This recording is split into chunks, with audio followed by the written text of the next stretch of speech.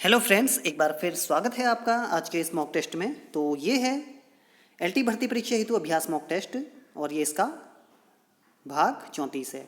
तो आज के इस मॉक टेस्ट में आपको मिलेंगे पेडागोजी व हिंदी साहित्य के महत्वपूर्ण 40 प्रश्न। तो चलिए बिना किसी देरी के शुरू करते हैं आज का मॉक टेस्ट।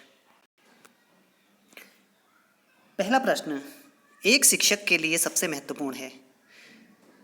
एक सुवक्ता होना, ख विद्यार्थियों की कठिनाइयों को दूर करना, ग कक्षा में अनुशासन बनाना या घ कक्षा के समयानुवर्ती होना। तो सबसे जो महत्वपूर्ण है शिक्षक के लिए वो है विद्यार्थियों की कठिनाइयों को दूर करना। दूसरा प्रश्न, वह स्तर जिसमें बच्चा किसी वस्तु या घटना के बारे में तार्किक रूप से सोचना शुरू करता है। क संवेदन प्रणोद अवस्था, ख औपचारिक क्रियात्मक अवस्था, ग मूर्त क्रियात्मक अवस्था या घ पूर्व क्रियात्मक अवस्था। तो इसका जो सही आंसर है वो हो जाएगा ग मूर्त क्रियात्मक अवस्था। तीसरा प्रश्न है, किस अवस्था में बालक के सीखने की सीमा और तीव्रता विकास की अन्य अवस्थाओं से अधिक होती है। क शैशवावस्था, ख बाल्यावस्था, ग किशोरावस्था या घ प्रौढ़ावस्था। तो इसका सही आंसर हो जाएगा क शैशवावस्था। अगला प्रश्न है चौथा, व्यक्ति के स्वाभाविक विकास को कहते हैं।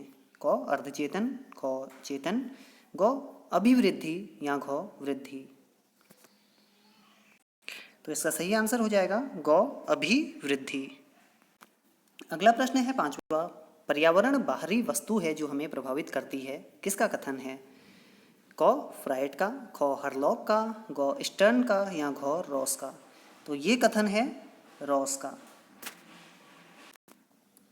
अगला प्रश्न है, जीन पियाजे के अनुसार किस आयु में बालक में अमूर्त चिंतन की क्षमता विकसित होती है। क 12 से 17 वर्ष, ख 1 से 3 वर्ष, ग 7 से 9 वर्ष या घ 4 से 6 वर्ष। तो इसका सही आंसर होगा क 12 से 17 वर्ष। अगला प्रश्न है, संविधान के किस संशोधन द्वारा पूर्व में बालक को अनिवार्य और निःशुल्क, ये शुल्क होगा, निःशुल्क शिक्षा प्रदान किया जाना आवश्यक है। क 82वां संशोधन 2002, ख 86वां संशोधन 2002, ग 87वां संशोधन 2002 या घ 86वां संशोधन 2005। तो इसका सही आंसर है ख 86वां संशोधन 2002। अगला प्रश्न है, आरटीई 2009 यानी राइट टू एजुकेशन के अनुसार कक्षा 6 से 8 तक एक शैक्षिक वर्ष में कितने निर्धारित कार्य दिवस हैं। यानी कि जो पूरा शैक्षणिक वर्ष होता है कक्षा 6 से 8 तक की कक्षाओं में, तो कितने कार्य दिवस होते हैं। क 200 कार्य दिवस, ख 220 कार्य दिवस, ग 240 कार्य दिवस या घ 260 कार्य दिवस। तो इसका सही आंसर हो जाएगा ख 220 कार्य दिवस। 10वां प्रश्न है, भारत के संविधान का कौन सा अनुच्छेद शिक्षा के अधिकार का प्रावधान करता है। तो कई बार ये पूछा गया है, काफ़ी महत्वपूर्ण है। तो यहाँ पर जो आपको अनुच्छेद यहाँ पर दिखाई दे रहे हैं, तो इसका हो जाएगा 21A। क्या हो जाएगा 21A। अगला प्रश्न है, आरटी अधिनियम यानी कि राइट टू एजुकेशन अधिनियम 2009 किसकी वकालत करता है। क समावेशी शिक्षा की, ख पृथक्करण की, ग मुख्य धारा शिक्षण की या घ एकीकृत शिक्षा की। तो ये वकालत करता है समावेशी शिक्षा की।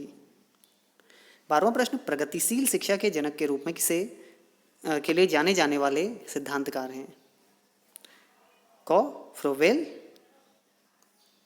ख जॉन डीवी, ग जीन पियाजे या घ ग्राहम ग्रिप्स। तो देखिए, प्रगतिशील शिक्षा के जनक के रूप में जाना जाता है जॉन डीवी जी को। 13वां प्रश्न है, एनसीएफ 2005 के आधारभूत सिद्धांतों में निम्न में से क्या सम्मिलित नहीं है। क अच्छी बाह्य परीक्षाओं का आयोजन, ख रटने को महत्व प्रदान न करना, ग पुस्तकों से इतर ज्ञान प्राप्त करना, घ ज्ञान को वास्तविक जीवन से जोड़ना। तो देखिए, जो आधारभूत सिद्धांत है उसमें तो उसमें जो क है अच्छी बाह्य परीक्षाओं का आयोजन, तो ये नहीं है। अगला प्रश्न है 14वां, बुद्धि लब्धि या जिसे IQ भी कहा जाता है की अवधारणा किसने दी। क गेल्टाल ने, के द्वारा, बीने के द्वारा, स्टन के द्वारा या घ टर्मन के द्वारा। तो ये दी गई टर्मन के द्वारा, जो बुद्धि लब्धि की अवधारणा थी।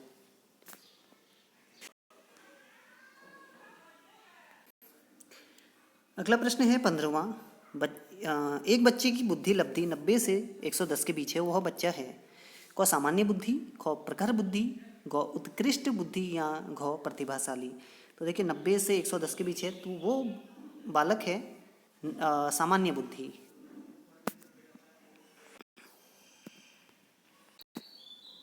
अगला प्रश्न है बुद्धि के बहुकारक सिद्धांत के प्रतिपादक कौन हैं? क मैकडूगल, ख गिलफोर्ड, ग थार्नडाइक या घ बर्ड। तो बहुकारक सिद्धांत है के जो प्रतिपादक हैं वो हैं थार्नडाइक।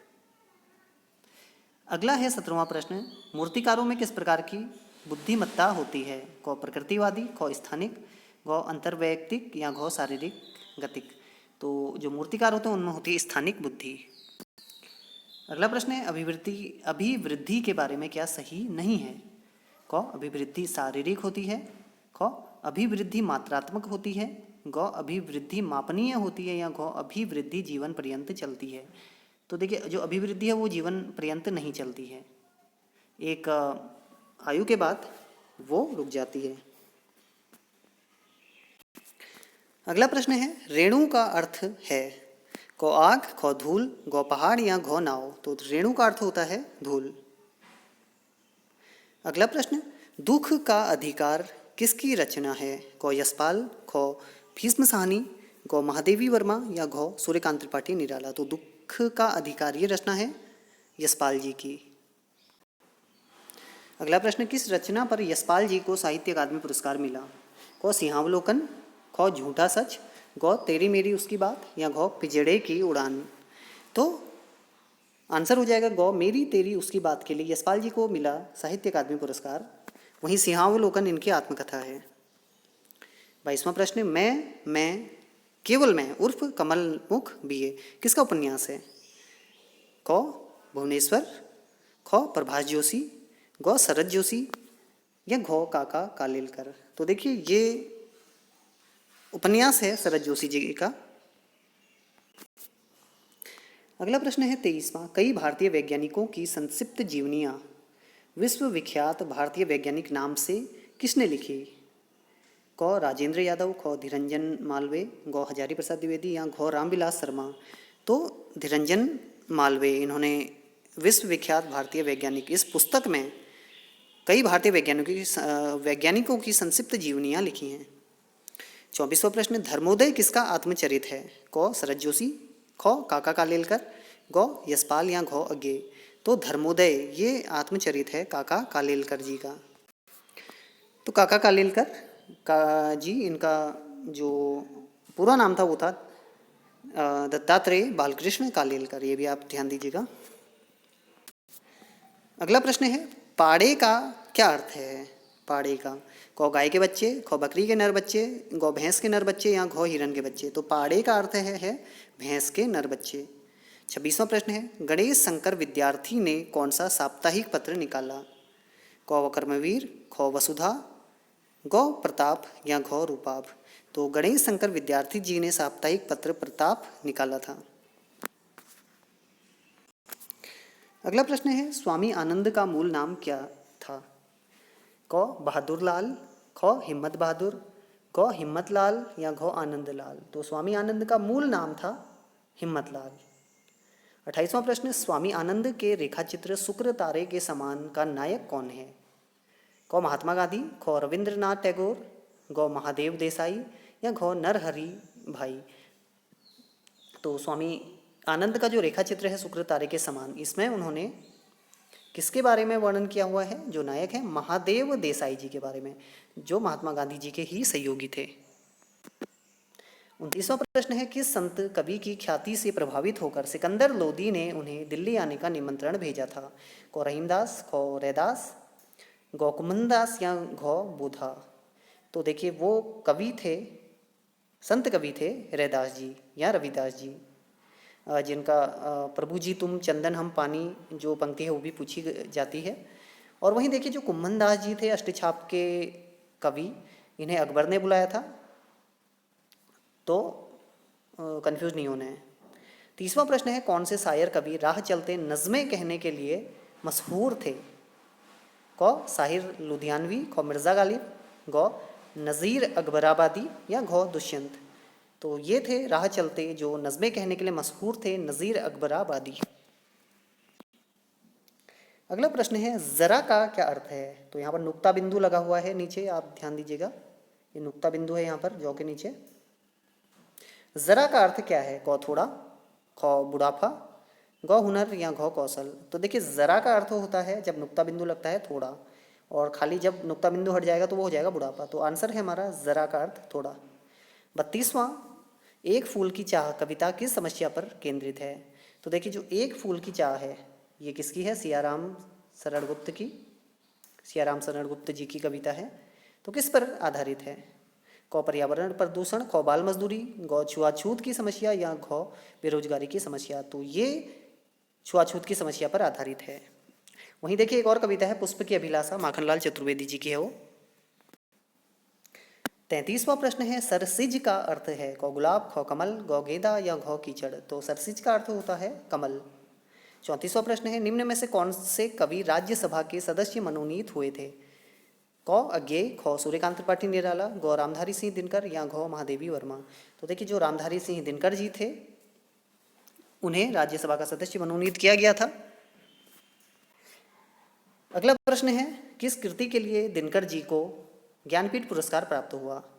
क संस्कृत के 4 अध्याय, ख हुंकार, ग उर्वशी या घ परशुराम की प्रतिज्ञा।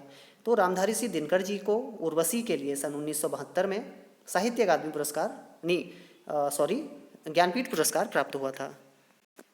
तो ज्ञानपीठ पुरस्कार मिला इन्हें उर्वशी के लिए। वहीं संस्कृति के 4 अध्याय, इसके लिए उन्हें मिला था साहित्य अकादमी पुरस्कार। तो कंफ्यूज नहीं होना है। 36वां प्रश्न है, एक पंक्ति दी गई है यहाँ पर, आपको बताना है किसकी पंक्ति है। तट पर एक गुलाब सोचता, देते स्वर यदि मुझे विधाता, अपने पतझर के सपनों का मैं भी जग को गीत सुनाता। ये पंक्ति किसकी है? क सुमित्रा नंदन पंत, ख महादेवी वर्मा, ग माखनलाल चतुर्वेदी या घ रामधारी सिंह दिनकर जी। तो ये है पंक्ति रामधारी सिंह दिनकर जी की। 37वां प्रश्न है, पाटल का अर्थ क्या है? क दरवाजा, ख खेत, ग गुलाब या घ फसल। तो पाटल का अर्थ होता है गुलाब। 38वां प्रश्न है, महत्वपूर्ण है, माइकोवस्की की आत्मकथा और जंगल बुक का हिंदी अनुवाद किसने किया? क राजेंद्र यादव, ख महावीर प्रसाद द्विवेदी, ग अरुण कमल या घ राजेश जोशी। तो ये थे अरुण कमल जी जिन्होंने माइकोवस्की की आत्मकथा और जंगल बुक का हिंदी अनुवाद किया। और वहीं दूसरी तरफ जो अरुण कमल जी थे उन्होंने हिंदी युवा कवियों की कविताओं का अंग्रेजी में अनुवाद किस नाम से किया था, यानी किस नाम से उसका प्रकाशन किया? वॉयसेज, इस नाम से उन्होंने प्रकाशन किया। अगला प्रश्न है, निम्न में से अरुण कमल के काव्य संग्रह हैं? क अपनी केवलधार, ख नए इलाके में, ग सबूत या घ उपर्युक्त सभी। तो ये सभी काव्य संग्रह हैं अरुण कमल जी के। 40वां प्रश्न है, हरिवंश राय बच्चन की आत्मकथा कितने खंडों में प्रकाशित है? क 3, ख 4, ग 5 या घ 6।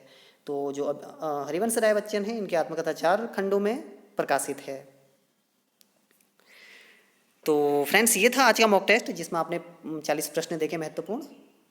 तो जल्दी ही इसका और भी मॉक टेस्ट आपको दिखाई देंगे जल्दी ही। तो तब तक के लिए धन्यवाद।